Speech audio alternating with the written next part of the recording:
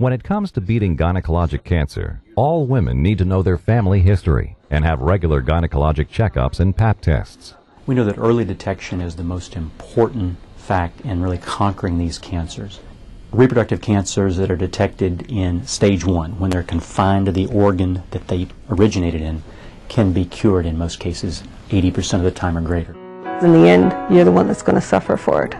You're the one that's going to have to go through everything for not acting on something when you feel that. And it's very important for women to know that they are the important part of the family. Very important.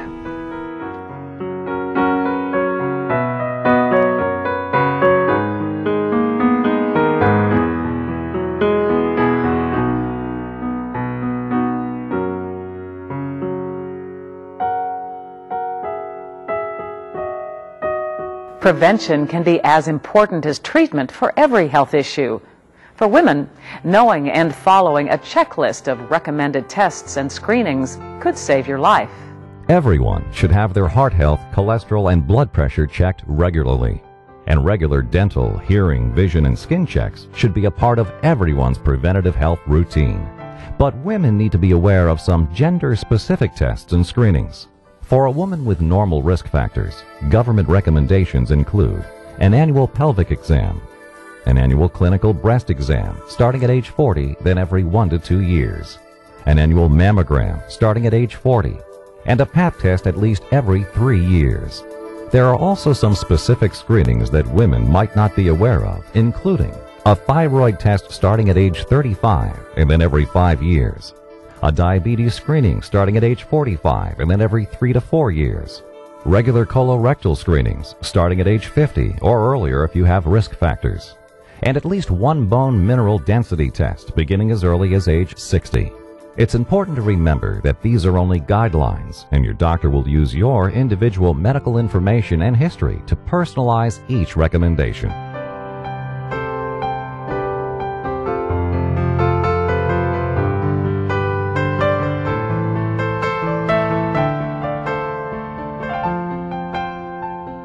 Heart disease is typically viewed as a man's disease, but it is the #1 killer of American women. More women than men die of heart disease each year. A woman's symptoms of a heart attack can be quite different from a man's, and experts warn that every woman should recognize the warning signs and take appropriate action. I wouldn't believe that a woman at 60 would have a heart attack. God was with me that I made it here early, you know, and because the symptom that I had, I would never thought it was a heart attack. While recovering from knee surgery, Dorothy Miller started having sporadic aches in her arm and some hot flashes. They did a EKG, and that's when Dr. Califano found out that I had had a heart attack, that one of my arteries was closed. I was surprised to hear that because I never thought, not me, I wouldn't have a heart attack, you know. In fact, Dorothy had an EKG just a few months before that didn't show anything abnormal. She was admitted, started on medication, and 6 hours later her blood work came back markedly abnormal, and we knew that she had suffered a small heart attack. The next day, Dorothy had a successful angioplasty to clear the blockage in her artery. I stayed here for at least 2 more days, and I went home, and I've been doing great ever since. Heart disease is the biggest issue that faces women right now. In the United States, 1/2 million women per year die of heart disease, which works out to about 1 death per minute. There's a lack of awareness among women about the risks of heart disease. The classic symptom of a heart attack is a heavy crushing pain across the chest, which may radiate into the arms. Many patients don't have that classic symptom. And women are less likely than men to have the typical symptoms. They're more likely to have atypical symptoms. Some of the atypical symptoms would include nausea, vomiting, lightheadedness, passing out, and shortness of breath. Instead of describing chest pain, they may say it's just a mild discomfort, a burning, or a heaviness. And the pain can present in unusual locations: the elbows, the arms, the shoulders, the neck, the jaw, the back. And just like Dorothy, women tend to wait longer before seeking medical attention. The sooner the patient gets medical attention, the sooner we can apply new technology that we have to improve the blood flow to the heart and limit damage to the heart muscle, which is permanent. And the earlier the woman presents, the less likely she is to die. And waiting until you have symptoms of a heart attack could be the biggest and last mistake you ever make. Most of the patients who die suddenly, they don't have any warning symptoms. The first manifestation of heart disease in many patients is sudden death, so those patients never get a chance to be treated. That's why experts agree that prevention can be even more important than early intervention, and this starts with knowing your risk factors. The major risk factors are similar for men and women, and these include a family history of heart disease, especially heart disease at an early age, in a first-degree relative, a mother, brother, father, sister. High blood pressure, diabetes, elevated levels of the bad cholesterol, the LDL cholesterol, and low levels of good cholesterol are major risk factors. Postmenopausal women face an additional concern. After menopause, a woman's heart attack risk increases, partially because of the decrease in estrogen. Before menopause, women are relatively protected from heart disease compared to men, but then they catch up as they age.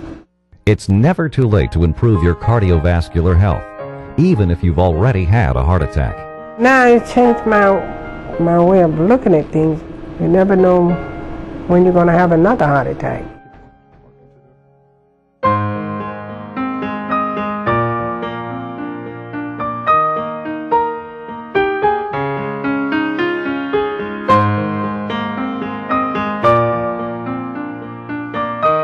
We've all seen the ads for that little blue pill and other drugs for treating male sexual dysfunction.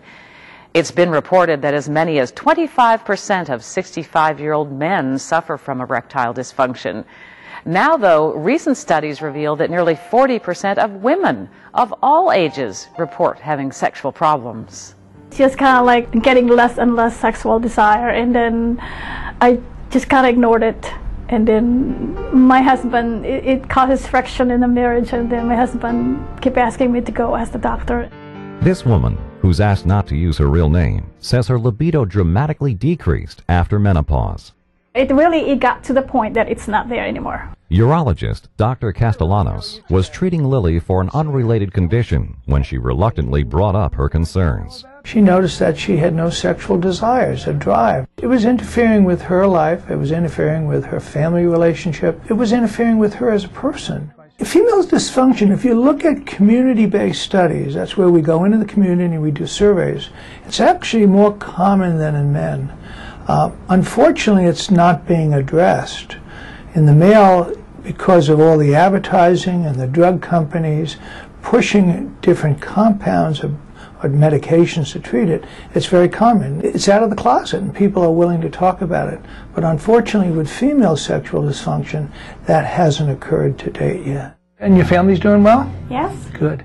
When we look at sexual dysfunction, we try to categorize it, whether it's a disorder of emotion, whether it's a disorder of sexual desire, or whether it's a physical problem.